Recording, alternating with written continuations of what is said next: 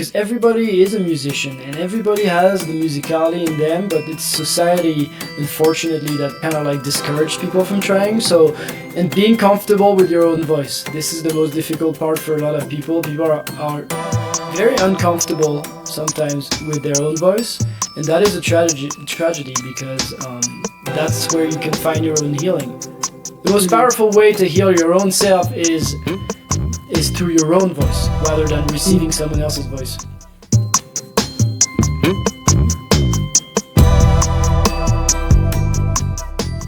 Thank you so much for joining. Thank you for So good having to see me. you, Jules. Yeah, I'm very grateful to be here Yeah. and excited for this conversation.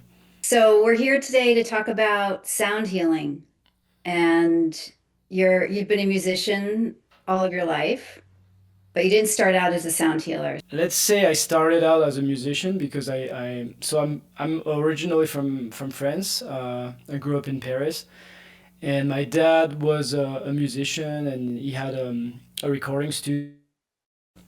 And so he had me start music pretty early, pretty young. I think I started piano when I was 5, and then I played other instruments, drums, guitar, bass, and different things.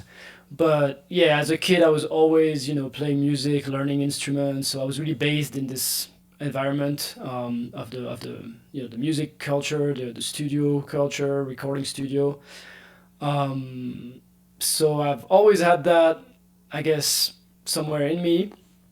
Um, and then I mean I you know kind of like fast forward, I was pretty good at studying, and when I was in high school, I was not really ready to commit to music only. I think I was a little bit scared that it wouldn't be a career, So I kept studying, and basically out of elimination, I didn't really know what to do. I was like, I don't really want to be a doctor. I don't really want to be an engineer.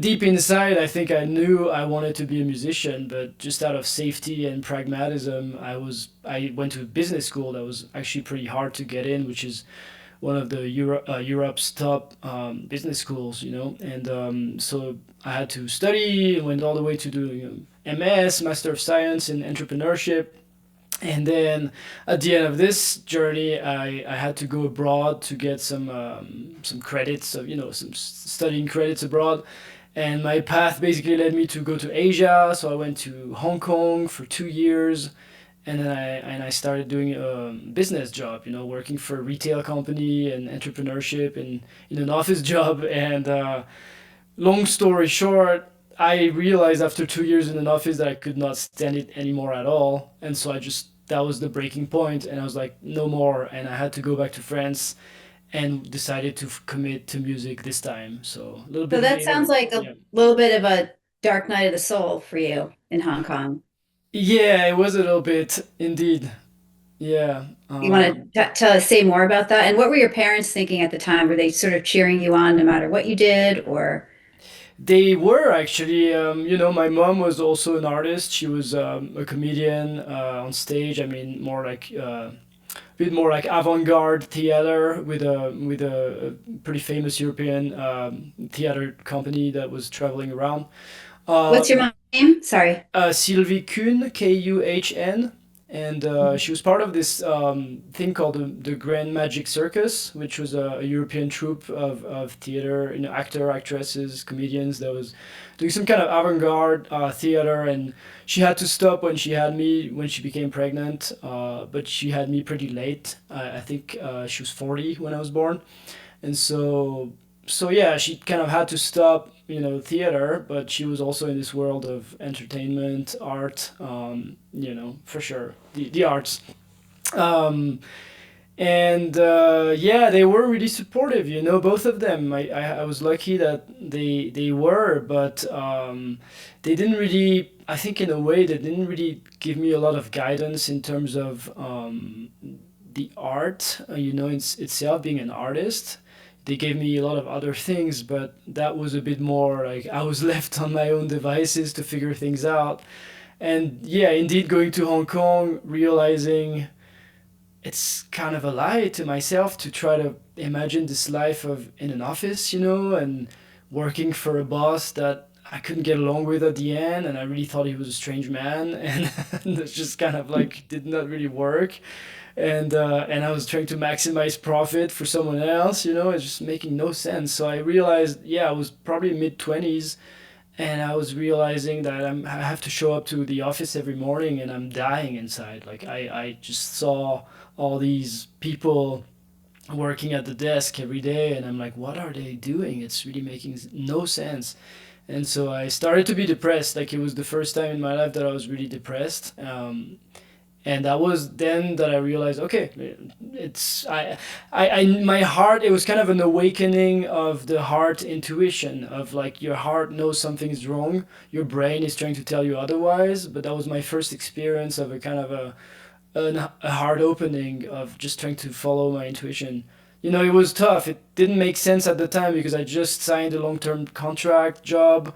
I just signed a lease for a new place with my ex girlfriend. So who was from there, from Hong Kong. So it was kind of messy, and I had to realize, I'm sorry, everyone. I can't do this. I have to leave. Yeah.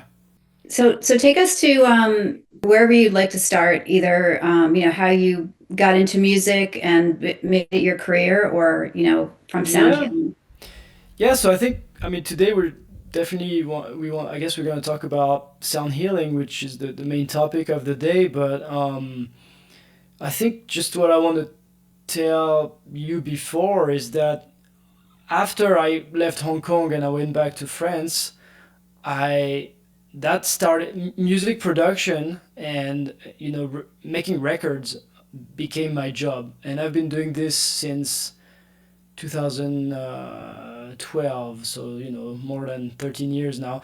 And so it's like it's become a job where, because I learned how to use the tools of music production, I learned how to use the studio and the equipment and all of that. I became making money for just being hired for my services, as my ears and my knowledge to use all these tools. And so I help people make records, and it taught me obviously a lot because it was great to work with so many people with different personalities, different egos. Sometimes not easy. You have to like compose with everybody's personalities, but it taught me a lot. But the problem that came with that after more than 10 years of this is that the part of me that used to be so genuinely making music when I was younger became smaller and smaller, because all of a sudden my creative energy was being used for others, to help, to be hired, to make a living. And so I realized after a while, like, oh my God, like there is a part of me that's kind of like dying inside, that wants to express something and that wants to create and make music, and it's being smaller and smaller. So then I had I understood that, and I started writing more again, making my own music, which was still, it was like pop, or indie or rock, or just things that are different genres of music. But everything changed in the last year and a half, actually, and now I'm like completely feeling more like aligned on the right path, because I went to Bali 4 times in a couple of years, and everything changed there because I started to learn about sound healing, and I met someone great, my teacher, What's Shervin his name? Bolorian. Shervin Oh, sorry. Bolorian. Yeah, Mhm. he works in something called the Bali Sound Healing Collective. So he's the founder of this collective, and he's done like many years of events, sound healings in Bali. He's like a figure of sound healing over there in Ubud, in Bali. So Shervin taught me a lot, and I went several times to learn from him and complete all the course and the modules that he's offering for certifications there. And all of a sudden, everything changed, because the main thing that changed for me that I wanted to share is that so far I've only known entertainment music, if you want to call it this way. Mhm. Most of the music that we hear, right? We think of music, it's usually entertainment music, bands, singers, solo projects, or whatnot.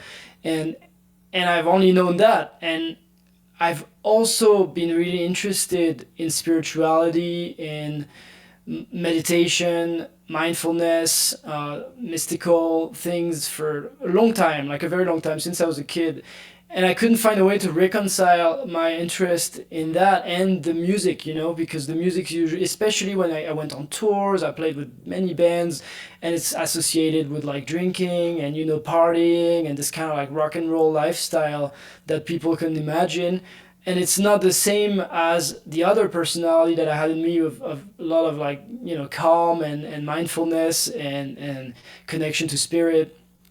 And so when I went to But Bali, you all of a didn't like, sudden I realized that there's another possibility. You know what I mean? yeah. Did you enjoy the party lifestyle and being on the road and tour? I And did, you said you had yeah. a record label at one point, right? Yeah, we had, I mean, we had a contract with EMI, with my first rock band in Paris for 5 years, and that was really when I was young. I mean, it's from 20 to 23 years old mostly, like those 3 years. So it was really a kind of a baby project, like I was really young, and so it's a whole other life. It's like lifetimes ago at this point. I feel like now I'm like late 30s. It's just feels like a long time ago, and so yeah, so this lifestyle was fun, but I think it makes sense that everything falls into place. And now that I'm a little older, I feel like, okay, maybe it's not working anymore for me. It's not what I want. It's not what I need, or what my soul wants to express in a way. And so then I went to Bali, and basically I learned through learning with Shervin that there is a whole other possibility or frequency of music, which is music for healing and not just Yeah. And can you tell entertainment. us a little bit though about how you made that switch? Like what was the point at which you said you made the switch from entertainment to sound healing? Because Hmm. I know a little bit about your journey, and I think it's pretty interesting how that came about. Yeah. Yeah, I like this story. Actually, I went on a nationwide tour, with a band in the US, and we drove 10,000 miles in 6 weeks, which is total insanity in a small What van band was in. that?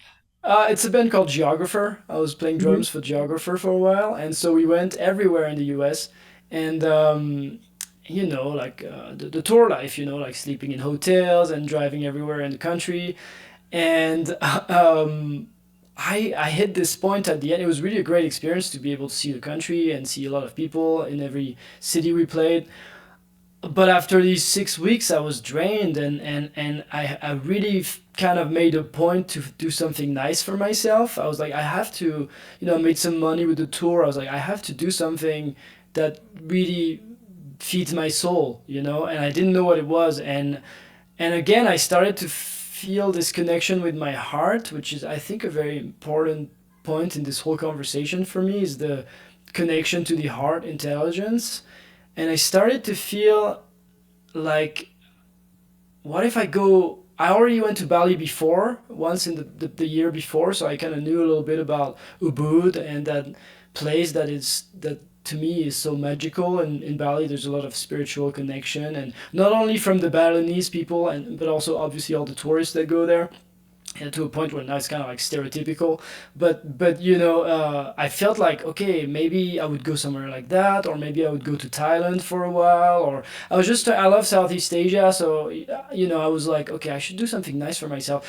And then I started researching sound healing certifications, and I was like, oh, I should do that, because I already, a bit about me and the fact that I did some energy healing work before, and I learned about that. So I was really interested in different modalities of healing.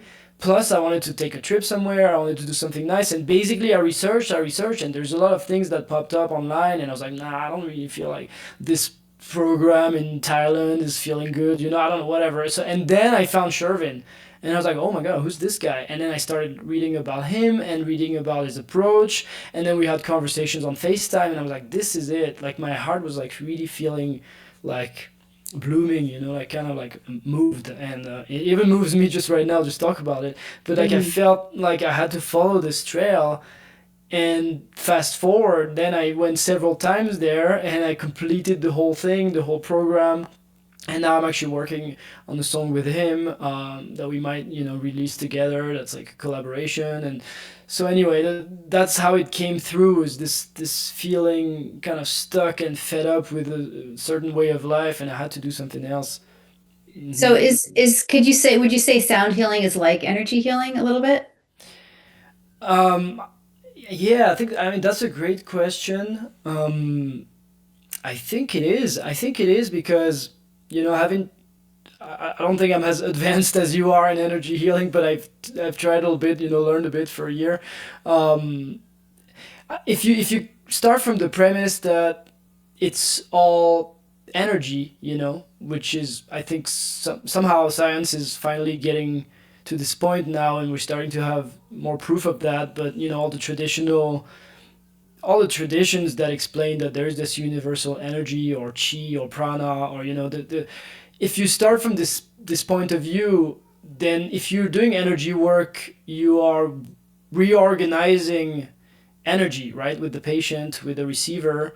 But it's the same in a way with sound healing. You're just using a different tool. You're just using the instruments and the sound itself, the waves, the sound waves, to reorganize energy. So I think it's similar. To me, I think it's the same. It's just a different form of it. If it's different, it's a different tool.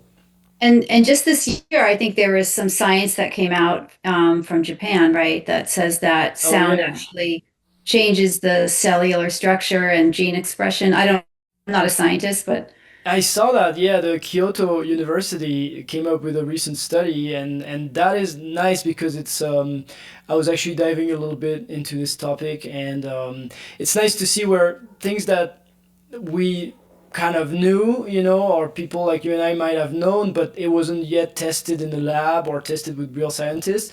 And these scientists in Kyoto, yeah, did some really nice cellular experiment to really show how the sound was like really affecting the cells and the RNA and like the RNA expressions and all of that. And so it was really interesting.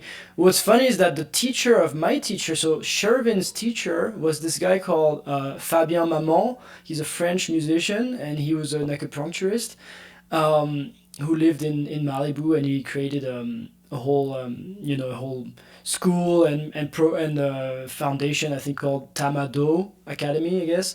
And Fabien Maman was a pioneer, and in the 80s he did some really beautiful research on cells. And he basically what he did, he took blood cells and put them in vitro, and put them under the microscope and photographed them under the effect of different instruments like the gong or chimes or the human voice.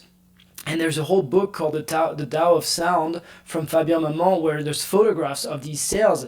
And he found, like, so it's not research, it's not like peer reviewed. I was asking like ChatGPT some info about it, and it's like, yeah, it's a proto research. It's not peer reviewed research with scientists, but it's a proto research. It doesn't mean the findings are not true. It's just that it's a bit more like lone wolf. Like he was working with people in the lab but doing his own thing.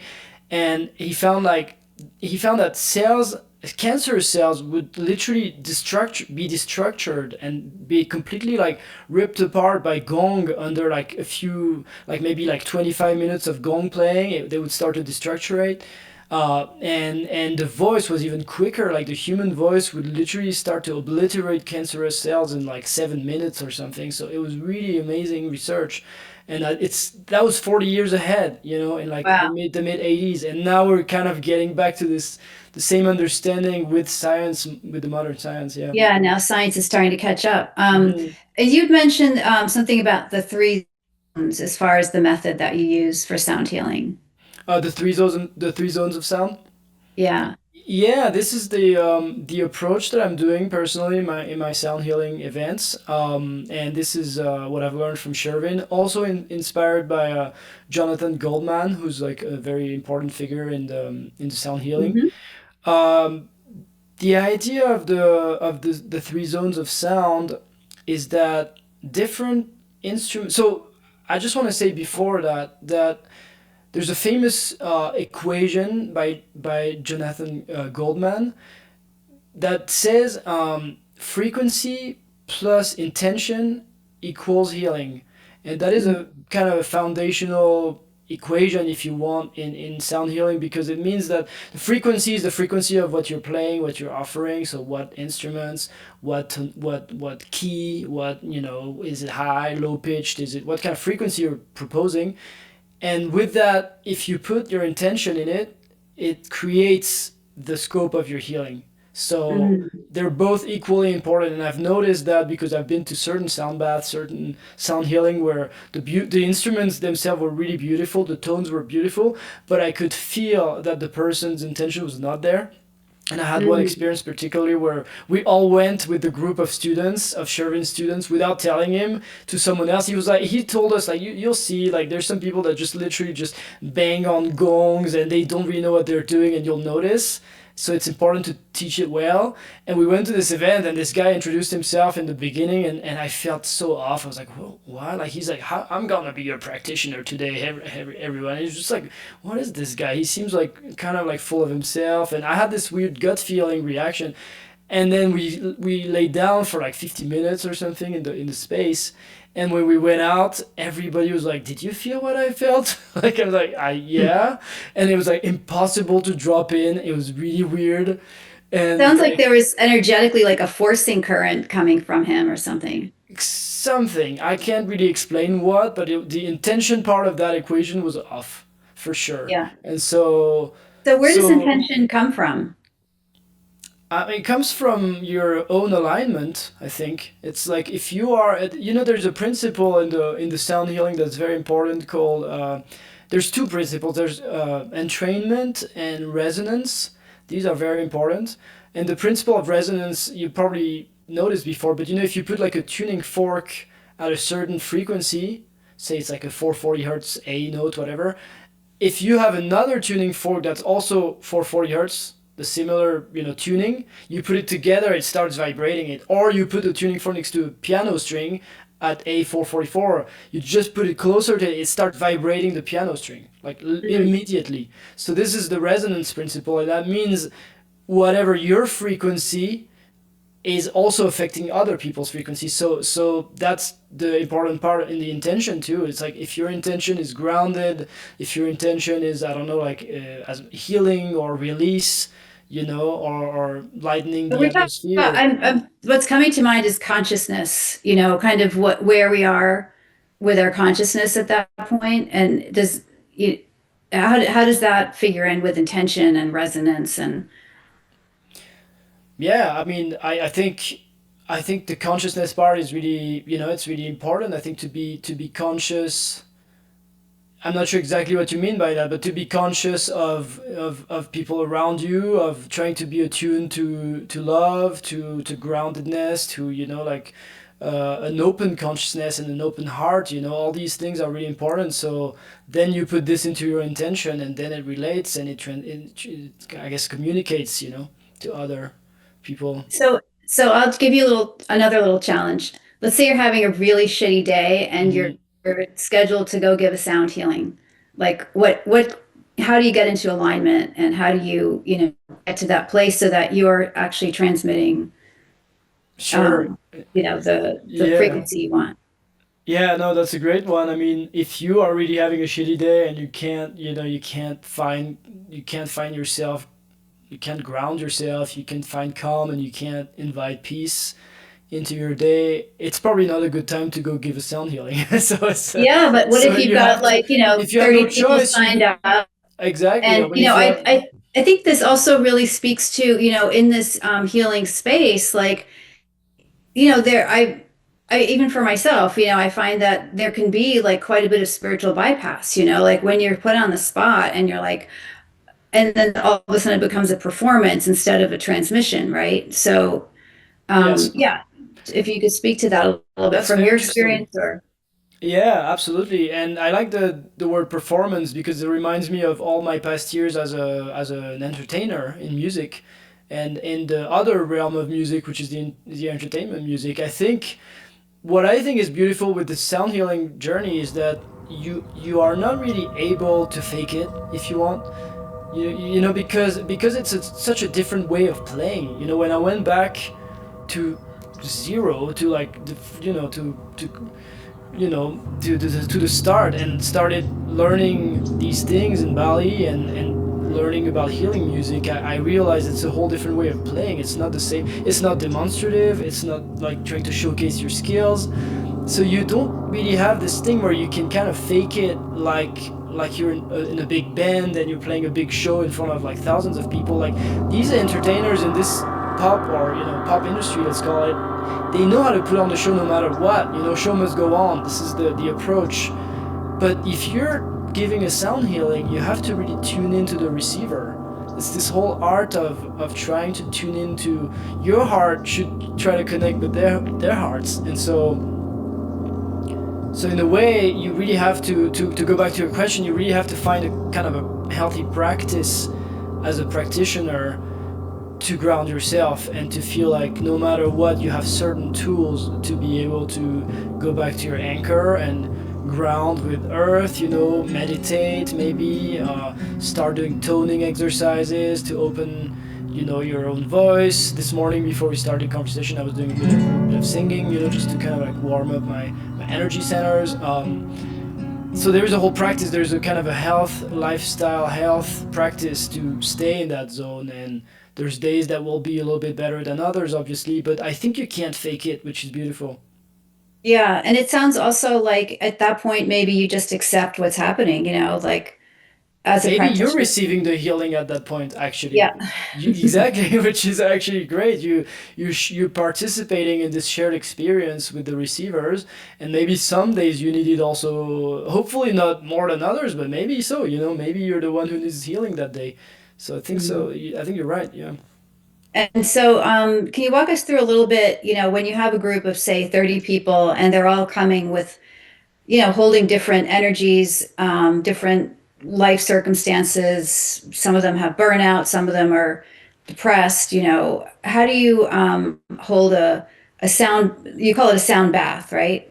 Yeah, I actually call it like an elemental sound healing or sound journey, but because Okay. the sound bath is, this is just me trying to differentiate a little bit, so I call it more Mhm. like a sound healing or Okay. sound journey.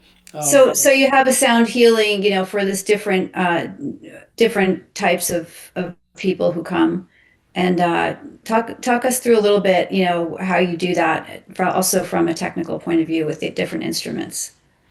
Right. Well, so I like to start with a little bit of an opening circle. So I like to have everybody sit in a circle in the room and introduce themselves, because a lot of times there's new people, and there's some friends that, regulars, but there's some people that are new a lot of time, most of the times.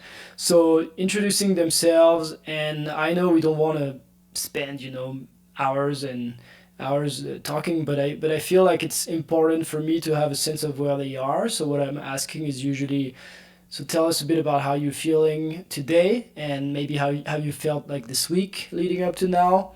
And is there anything you want to share with the group, certain things you're expecting from the sound bath or sound healing, I mean, and like things that you want to bring to the table. And I try to lead by example and just start, I'm Jules, this week I've been dealing with this or that or whatever, and just kind of like have a couple of minutes to, or maybe a minute each, to introduce themselves. And this way I can really feel, trying to, it would be better if I could have more time, especially with new people, just to, because everybody's made up of their own energy, blend. And it could be, there's a balance between yin energy and yang energy, for example. Are they more in a receiving yin type of energy, or are they more like assertive, more fiery, more yang, so there's a whole kind of like characterology with yin and yang, with also the elements in Chinese, traditional Chinese medicine.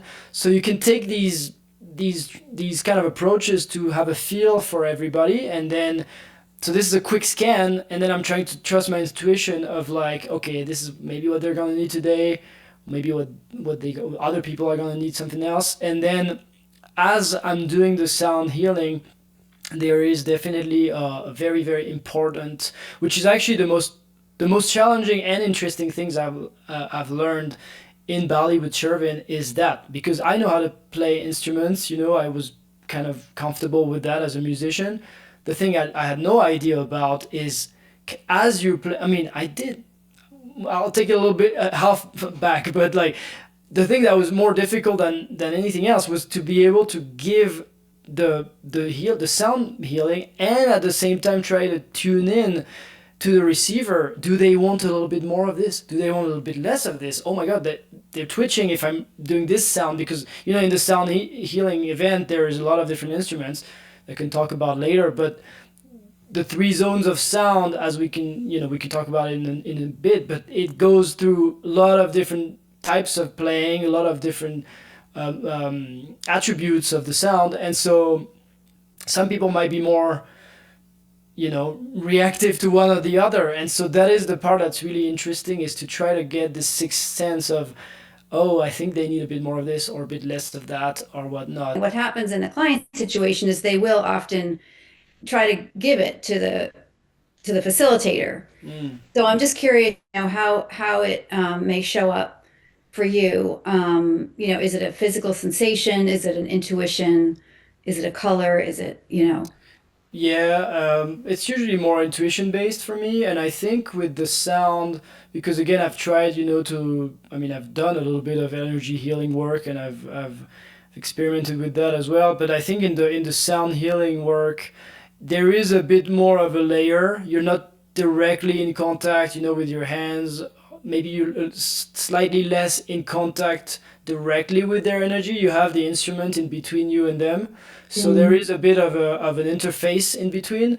So I don't think it shows up as quickly maybe as you, of like, oh, I'm feeling their pain or something right away, but I do have these intuitions where I'm like, oh my god, like I'm starting to feel emotional if I'm playing maybe the guitar, and I can feel this person needs some care, needs some love, needs some warmth and support, and maybe I'm having this intuition of like, I really need to sing to them like like a mom with their newborn child, like something like very loving and supportive maybe. So I would have these kind of intuitions. Yeah, and it's also trying to look at them, even if they don't give away too many signs. You kind of feel something like, oh, maybe just having a slight visual cue.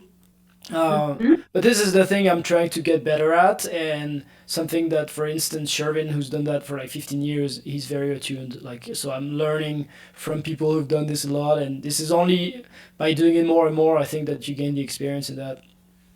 And do walk us through the three zones that you touched on. Yeah, sure. So the three zones of sound. So the first zone is called the shamanic zone, and that's usually where I start all the healings. It's the first more grounding zone of sound. So this is also inspired by Jonathan Goldman. But anyway, the shamanic zone are sounds that tend to ground us, that make us feel the density of the world, the 3D, the very kind of like the materialistic side of our bodies, the heaviness, the earth.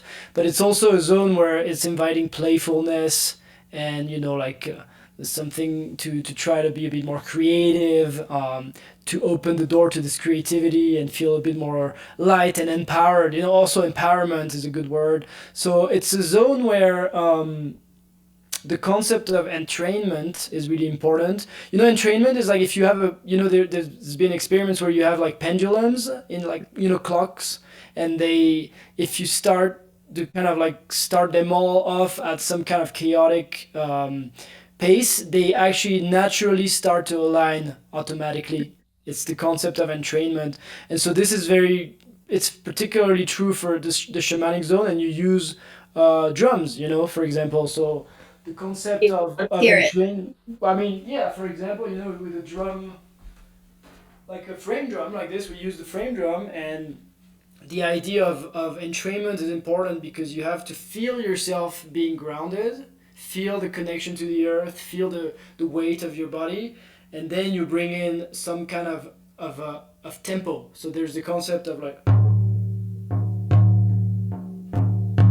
right. So this kind of like idea of a cyclic tempo, and then if you have multiple players in the room, which happens when you have like helpers, it's awesome when you can entrain each other, and then you can walk in the room and offer it to different people and try to synchronize, and it happens really easily, even if people are not drummers or technical. But So this is the idea of entrainment, and people will receive this connection, and this, it's kind of like almost like the caravan starting, and we're all into this caravan, and it's very supportive. So there's other instruments in the shamanic zone, but they tend to be low frequencies, like the didgeridoo, like instruments that really ground you, and it's a good sound foundation, and it's a good starting point because you work with the lower chakras, the lower energy centers. So Mhm. this zone works with And the those are first about chakra. like survival and connection to the earth, right? And safety. Yes, yes, exactly. And especially the first chakra, and then when you go to second chakra, you can have also the you can invite the element of water in the sound healing. So things that sound like water, the flow, feeling connected to your own waters, and like the flow of inside your body and the fluids. So all of these are part of the shamanic zone. So it's chakra one, two, and three, Hmm. and that's the first zone. Hmm. So I guess moving on to the second zone, then we have the heart zone. And the heart zone works with the chakras 4 and 5. So heart and throat chakras. Right in throat. Hmm. Yeah, and it's usually a zone where we tend to use stringed instruments. So we use the guitar, the harp, um, and also when you go up higher in this zone, when you go to the throat, it's more like flutes, and you also can use the bowls. At any point, I'm using a lot of like singing bowls and chimes and like metal instruments, which I can explain why later. But yeah, the hard zone is a beautiful zone because it's usually the spot where people start to have the most intense releases. That's where people tend to have tears, or could be tears of joy, but could be tears of grief that is leaving, that's finally releasing. So Can you play us a little something on the guitar? yeah, sure. So on the guitar, for example, I really like using nylon strings guitar, because it's a bit more soft than the folk guitar. But let me see if I'm in tune. And make sure it's near the mic.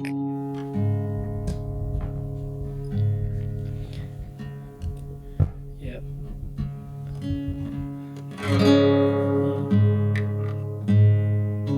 Okay.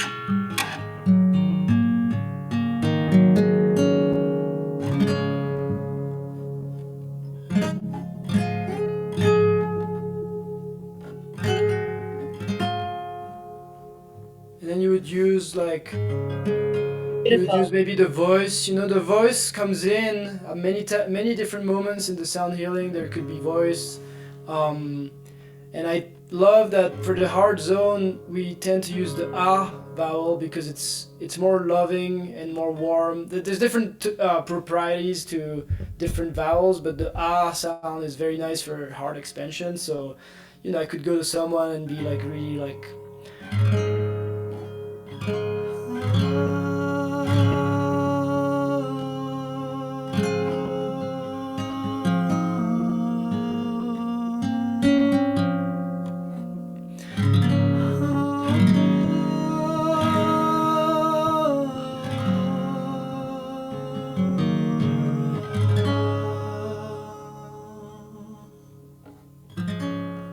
Wow. I just So this noticed is that it. my shoulders were like up in my ears before, and now they're totally relaxed. Oh, nice. Yeah, really Very good. nice. Very good. Beautiful. I feel like I could take a nap. Yeah, so this is the Thank you. hard zone, there's chimes and bowls and flute, but you get the idea. Um Should I move on to the third zone? Yeah, yeah. So you mentioned there are three zones. So, and the throat also is very much about self-expression, right? That Right, chakra. So, do you right. encourage your participants to make sound themselves, or? Um, I this is not really most of, I mean, not most of the time. Sometimes I do, like, other things like workshops where people, we could sing together, and I want that. I like to do that in before. We do like sometimes mantras, or like song circles where everybody can like sing together, and that's a great way to connect initially. And then during the sound healing, I mean, usually I have people kind of laying down and they're relaxing and they don't really sing. I don't know. That would be interesting, but I think it's nice to kind of just drop in. And if you start to Mhm. sing as you're dropping in, it's just a little bit counterintuitive. So more in the beginning before the real like drop in, laying down. Beautiful. Yeah. So what's the third zone? Now we get into the sort of astral or the celestial, Exactly. The right? third zone is called the celestial zone, and so the idea of this whole approach is great because it's a journey through all the chakras from bottom to top ones, and so you build and you start with a solid foundation of connection to the earth and connection to the universal prana energy, but then you go up and up and up in the chakras. So the last one is called the celestial zone, like you said, and it's the last upper chakras, 6 and 7, and this is a zone where it's way more sparse and silence is more invited in between the notes, and we tend to use metal instruments and very, I mean, it's kind of like more cosmic, if you want, if you will. It's Mhm. because there's overtones in these instruments, and the overtones, for people that are not familiar, are upper harmonics. If you look at a piano and you play like a low C, for example, it's not just the frequency of the low C in it. It's There's so many resonating vibrations in all the upper strings of the piano on the piano board. It creates octaves and fifths and thirds and multiples of the C. And so this concept of overtone is that it's going higher and higher and higher into kind of like the Fibonacci sequence and like a spiral up. And Hmm. so metal instruments have a lot of overtones, and they have a lot of sustain. And so the idea in the celestial zone is we're going to utilize these overtones to really invite healing. And so Hmm. we're not trying to choke the note and play like a bunch of notes at a time to cut these overtones. We're trying to let them ring. So like if I can show you with a singing bowl, but like Mhm. I have actually a couple. You'll hear it in the bowls.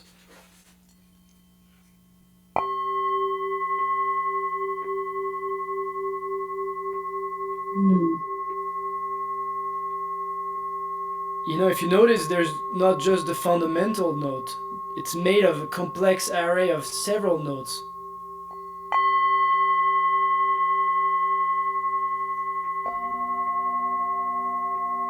Especially when you play several together, it's like blending, and you don't want to just choke it. Like, this is really, really frustrating and weird. Like, you need to let them ring. Even maybe like stroke another one. But do you notice how this zone is inviting way more silence and kind of a Mhm. cosmic, quiet calm? Yeah, I love it. That's my favorite zone. Right? So you would be part of the people that love to hang out in this zone. Hmm. And some people are actually disturbed by it. And they're not really connected with their third eye, with their instincts, with their intuition, or even maybe the divine connection to the source. And they need to be invited gently there and guided, and they need to start to learn to spend time there.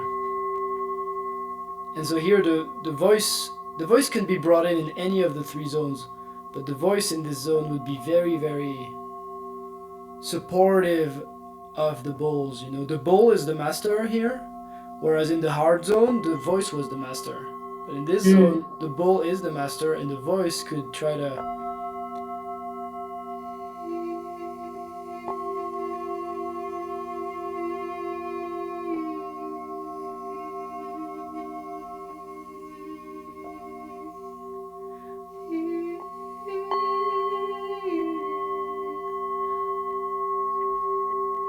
more sparse, less notes, supportive of this space.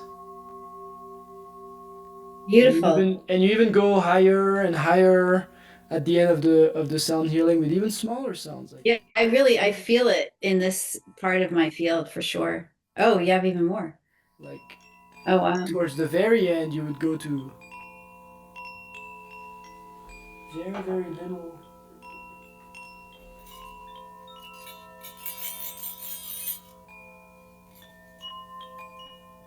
And that enables us to leave the receivers in a more quiet, you know, Beautiful. state, relaxed state at the end of the healing.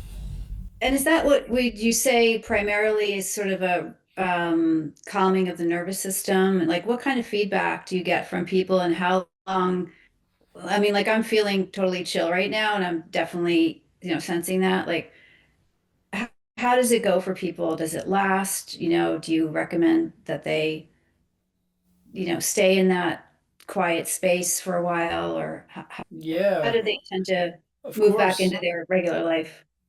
Yeah, the idea is that, obviously I'm recommending to try to stay. Most of the times people walk out of it with a feeling of deep relaxation and calmed and regulated nervous system. Of course, you want to recommend them to try to stay in this feeling, in this sensation, not rush back into the mundane daily life and all the activities. So and then obviously drink plenty of water and hydrate. But yeah, it's the best recommendation is to try to let this last a little bit, and hopefully it's an invitation that it's accessible in their life, and Yeah. whether it's through sound healing to other means, but it's to invite them into this space that is more peaceful and that is accessible to everybody. Yeah, and it's so nice once you've had that experience, you can kind of call it back, right? Like I'm Hmm. also finding separately that, because of those like high sound bowls, like I'm feeling very up here.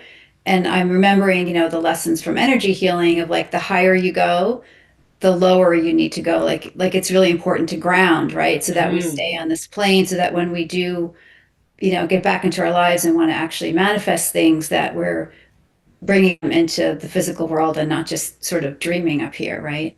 That's very true. That's a great point. Yeah. Even sometimes I like to end the sound healing with a very very after this celestial zone and the very light sparse metally sound, chimey sound at the end. Um, Sometimes it's nice to bring them back with a little bit of drumming, but like Hmm. just this That very makes soft heartbeat, not like dang dang dang, like really like sense. Wake just up. yeah, no, like very very gentle heartbeat, to bring them back into the body, and then you can tell, and then I tell them, start to come back to your senses and wiggle your toes and fingers, but yeah, that's why you're right. It's both sides. And would you say, I mean, what's the big difference between recorded sound and live sound? Like if I'm listening to something on Spotify, that's supposed to regulate my third chakra, for example, how's that different than having somebody in the room with me who's playing an instrument? Well, I mean, I definitely think you can, and I do all the time, benefit from listening to recordings, and I also like doing recordings and offer recordings too. But I do think there's a special place for live music, especially because we're talking about acoustic sounds that that are just really that right here, right now, in the eternity of the now moment. So I think it's the best option. I mean, it's still, I don't want to compare them or put a hierarchy on things, but I think there is a bit more depth, and maybe it's more powerful to see and participate in a live event, because you're receiving the sound waves straight at you, straight acoustically, Mm. without the interface of digital sound. Because when you're recording sound nowadays, I mean, it used to be different. It used to be tape, but now it's not. It's digital sound. Um, so I think there's still plenty of benefits to listening to that, but it's the best option is to see a live event, I think. And and what do you have to say about AI entering your uh, it, AI is fascinating.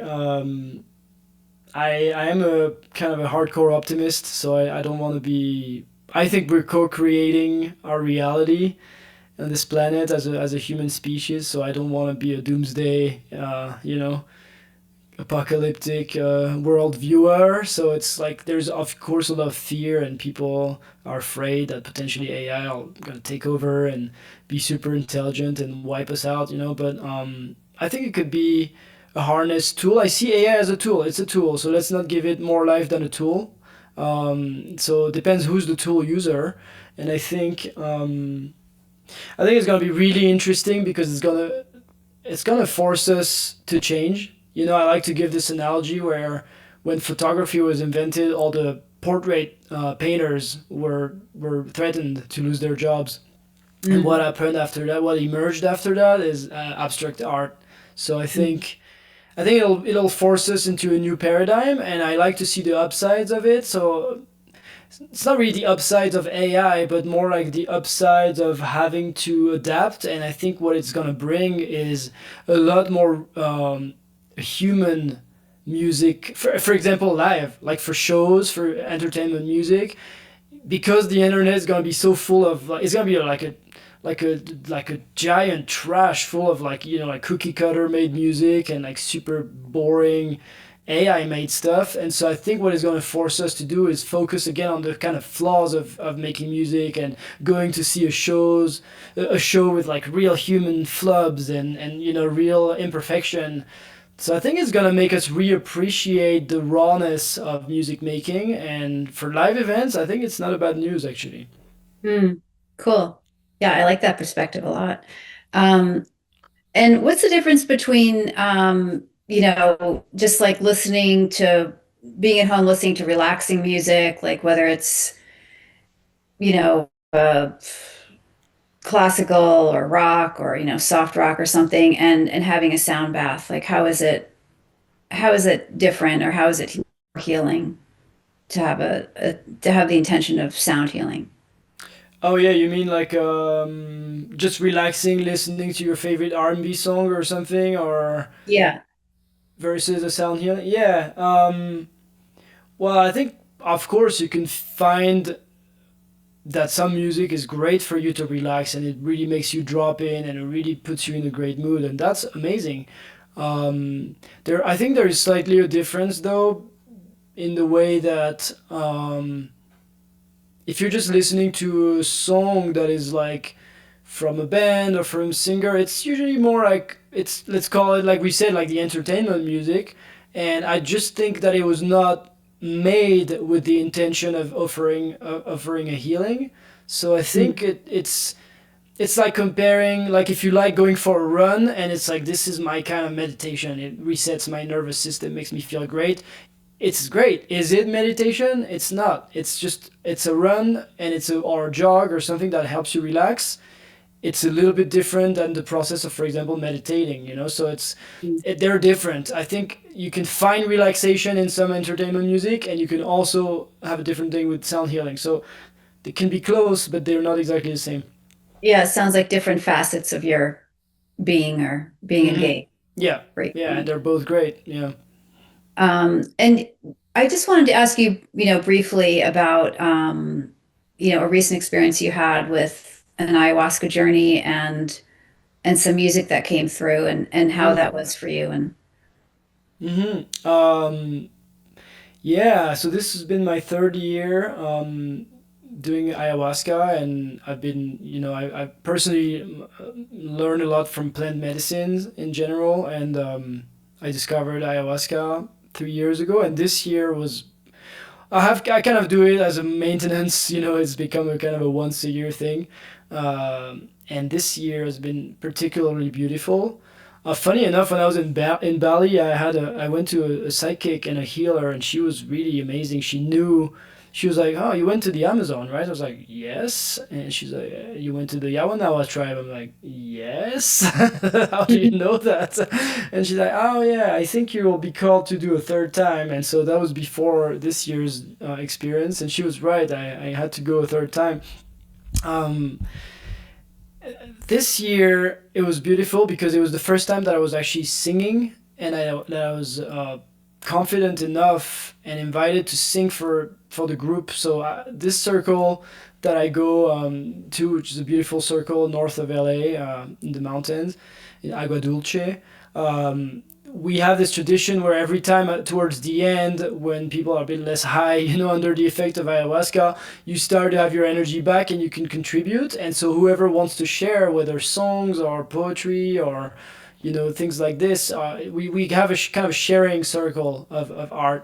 And I was really, even if I've done like thousands of concerts in my life, in my music life, I was really kind of stressed. I mean, just full of like, I mean, nervous, full of anticipation to bring this song and sing for the ceremony, because that was really, when you're in an ayahuasca ceremony and you're offered to sing for everybody, you don't want to go sing your little song written from your ego perspective about that you have a bad month and you're sad and you want to cry. It's not the point. Like, you feel like you have to bring something else to the table, and so everybody brings these beautiful, beautiful pieces. And I had this song which was a mantra that I kind of started writing with Shervin in Bali, and it's a mantra called Kritaj Naham, which is a mantra of gratitude. So the mantra is a famous Sanskrit, but I adapted in my own way. I adapted it in my own way, and then I wrote a second part to it, like a chorus part.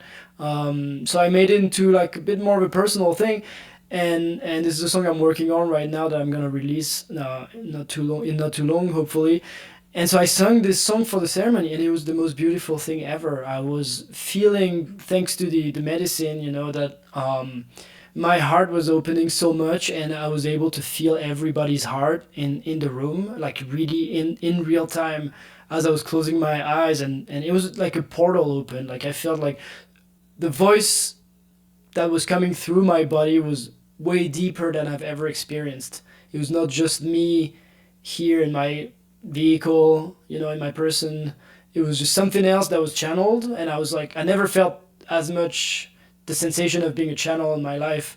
And so that came through the voice, and then everybody after that song in the morning after the ceremony was like, they all came to me and were like, "Oh, thank you so much for sharing your song. It really moved me." Some of them were moved to tears, and this was the most beautiful validation I've ever had as a musician, because from that moment on, I felt like there is something else that I've been searching my entire life, and it's not gonna be through the entire entertainment world. It's gonna be through my connection to spirit, and it's gonna be through channeling in a way. So that Beautiful. was the And experience. there's some visuals too, like where you saw people's energy at the time you were singing, or A little bit. This is something that happens every time I do an ayahuasca ceremony. There are visual, like I would see people's shapes and forms, and but I see it more often when I'm receiving, and initially, because this particular ayahuasca ceremony was with the people of the Huni Queen people from the Brazilian jungle, and so they were there. Their man's Chana Ikakuru and his daughter, and so they're both of them were singing for hours before I was invited to play, and that was so beautiful because they are masters of the voice. They are shamans, and they know how to use the voice to open portals, and that's how they heal. And they offer this to everybody during the ceremony. So during that time, everything that they're singing is a shape. At some point, they were building like a pyramid, like literally every new voice layer is becoming a higher and higher and higher like layer on the pyramid that's kind of building up. It was like so, or there's moments where like it's colors and shapes turning inside the room, and wow. it's beautiful, very, very beautiful. Wow. And is that something you're seeing with eyes closed or eyes open? Just curious. Eyes closed. The moment I Eyes open closed. my Yeah. eyes, especially when you're like high, like deep in the effect and the force of ayahuasca, as they call it, it's weird to open your eyes sometimes. I'm like, oh, like I don't want to open. It's like you're seeing the normal world, but then with the ayahuasca, you're seeing the upside down. You're like everything, the same thing, but energetic. You know. So Interesting. yeah. So So, cool. so you know, I don't see it with my eyes open. Yeah. Yeah. So, for somebody who's, just starting to get interested in sound healing, and the effects of sound on the physical body and the emotional body, what would you say would be a good first place to start? Yeah, well, that's good because today there's so many things now. There's so much resource, so many resources online, and there's now I started a new Instagram page, and I was trying to be super mindful of the feed, and already even after a few weeks now, it's like starting to be polluted with ads that are irrelevant and stuff. But initially, the very first day, I was like, wow, this is nice. If you start from scratch and you only follow things that are of quality to you, it was like the feed was great. So I was discovering all these pages these pages of sound healers and singers and all that. So I think there's so much online. I would recommend, well, a few things. I mean, I would recommend going to sound healing, and hopefully it's a person that's skilled, and somebody that knows what they're doing. um, and then I would recommend to try playing, because everybody is a musician and everybody has the musicality in them, but it's society, unfortunately, that turned most of us down and shunned people from trying, and like kind of like discouraged people from trying. So the good thing about the sound healing instruments is that it's not as difficult as other instruments. I mean, sure, if you want to learn the guitar, you have to spend months with calluses on your fingers, and it goes through a hard phase. But you can pick up a bowl, you can pick up a drum, you can pick up some chimes, and everybody, like for example, these ones that I didn't show before, but these are amazing. They're from a company called Svaram in India, and this is like chimes from Svaram. Everybody can play this, and this is so you can invite this into your own home. Like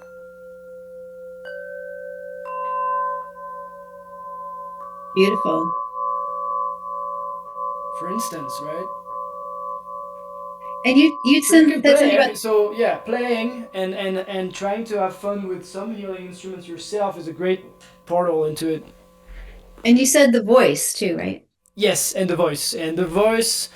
I'm not personally like specialized in like, vocal coaching, but I love to try my best to guide people through toning and voicing, and um, yes, you can even look it up online. There's so many YouTube videos of things like that, but you can do even just simple toning, like in the morning, some ahs, some e, some oohs. They all these vowels have a different propriety, and I mean a different property, and the O, for example, invites memory and ancestral memory. The E is a very super focused, high energy, kind of third eye based, intuition. The A is more of a loving heart connection. So toning, sitting Cool. down for a few minutes and singing and being comfortable with your own voice. This is the most difficult part for a lot of people. People are very uncomfortable sometimes with their own voice, and that is a tragedy because that's where you can find your own healing. The most Mhm. powerful way to heal your own self is through your own voice rather than receiving Mhm. someone else's voice. If people are curious, I just created, it's very new right now, but I just started a new Instagram page called Pleiades.Jules. So Pleiades like the stars, Pleiades.Jules. This is where I operate now. But yeah, that's pretty much That's it. great. Yeah, thank you so much. Beautiful to be with you. I love, hearing your instruments and your voice, and always a pleasure. Thank Thanks, you. Stacy. Thank you. Take good All care. right. Thanks. Bye.